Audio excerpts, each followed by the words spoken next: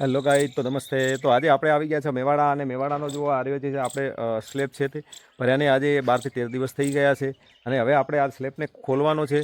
તો આજનો બ્લોક આપણો રહેશે સ્લેબનો પૂરેપૂરો ખોલવાનો. તો બ્લોકને એન્ડ સુધી જોજો, અને બ્લોક સારો લાગે તો બ્લોકને share, subscribe and bell icon અને ફોલો કરવાનું ના ભૂલતા.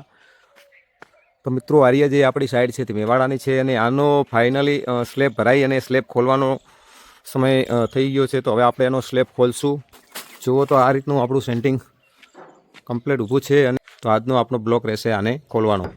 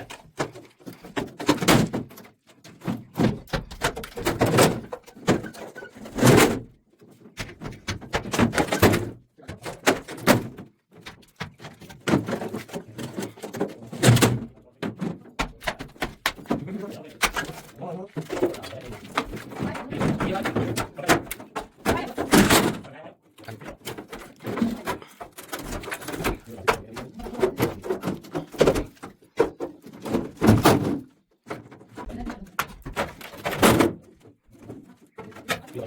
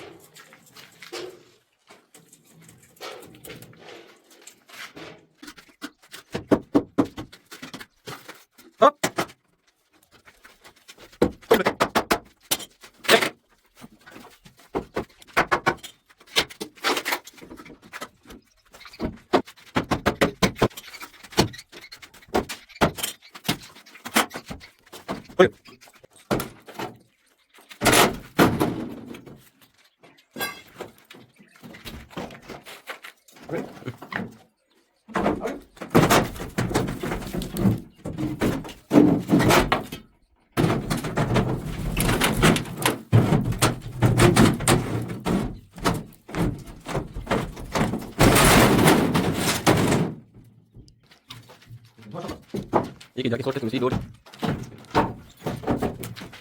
चल अनमत पड़ी